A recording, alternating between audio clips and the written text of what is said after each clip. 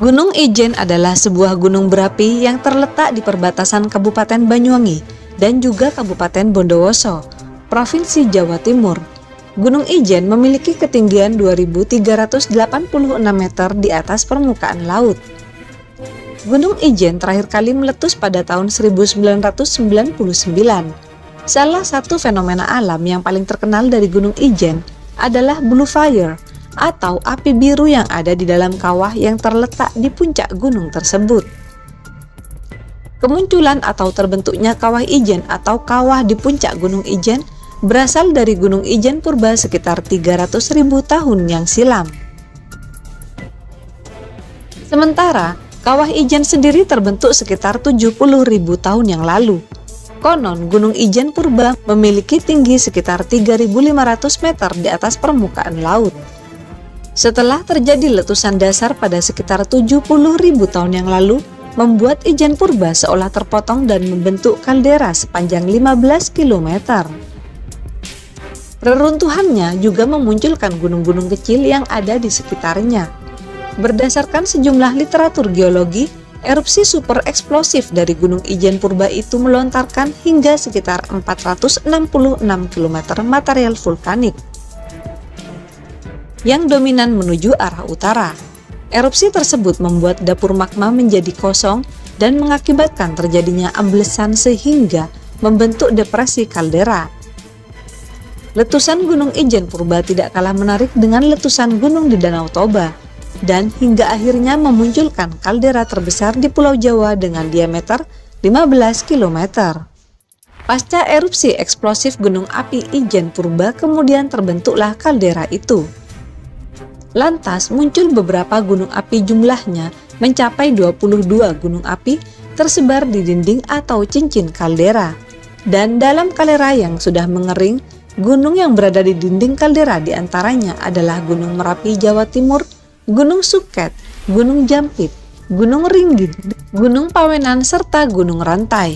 Sementara yang di dalam kaldera diantaranya adalah Gunung Kawah Wurung, Gunung Blawu, Gunung Papak, Gunung Kukusan, serta Gunung Ijen dan lain sebagainya. Saat ini yang masih aktif hanyalah Gunung Kawah Ijen.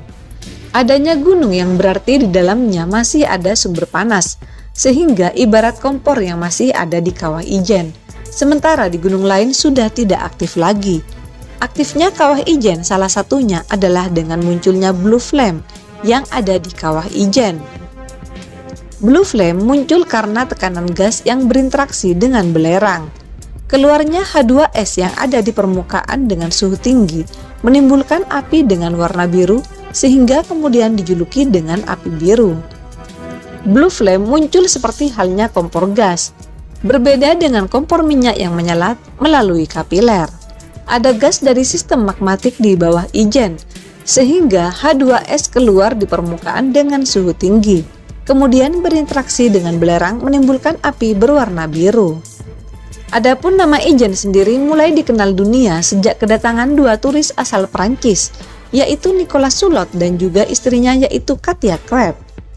Pada tahun 1971, mereka menuliskan kisah pesona Kawah Ijen beserta kerasnya kehidupan para penambang bongkahan belerang yang ada di Kawah Ijen.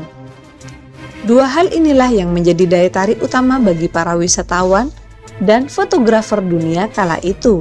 Nama Gunung Ijen juga disebut-sebut tatkala seorang pangeran dari kerajaan Willis bergerilya melawan VOC Belanda dari balik lereng gunung pegunungan Ijen pada masa penjajahan silam.